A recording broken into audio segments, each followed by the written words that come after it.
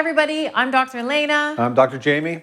Today what we're going to do is we're going to cover with you how to do some quick checks to see if you have a scoliosis, because you may be wondering that. The only real way to tell if you have a scoliosis, of course, is to get an x-ray, but these checks will give you some clues as to maybe is that something you want to look into.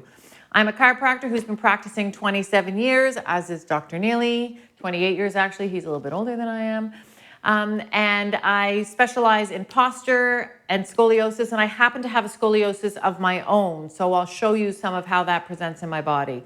So one of the first things that we look at for scoliosis is something called rib pumping. Now, I'm going to have Dr. Neely help me with this one, so that all that you would do is he would just relax his shoulders forward and just bend forward and just round your upper back.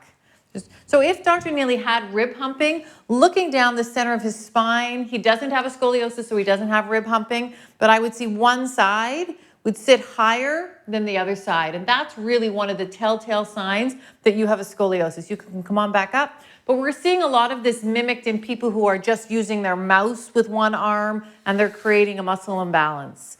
So that may or may not mean you actually have a scoliosis. The second way to tell whether you have a scoliosis is to actually feel your own rib cage. So take your fingers, put them along the bottom of your rib cage, and dig pretty deep into the bottom of your rib cage and just follow it all the way along. And you'll be able to follow it all the way along into the back of your rib cage as well, deep under this area.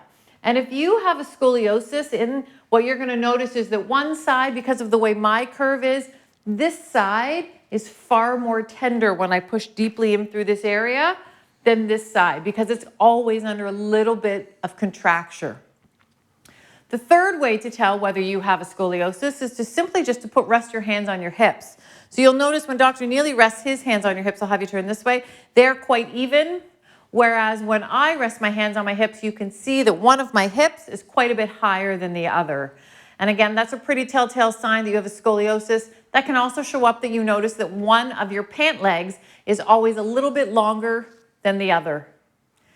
And the last way that you can check simply in front of a mirror whether you have scoliosis is just put your arms up in the air. So you'll notice when I put my arms up in the air how uneven my fingertips are. This shoulder can't quite reach as high as this shoulder because of my curve. Again, telltale signs that I have scoliosis.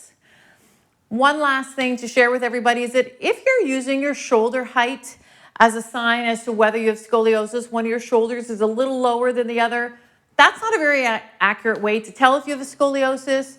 Your handedness shoulder, so meaning if you're right-handed, that shoulder is almost always going to sit a little bit lower because of the amount you use it than the other side.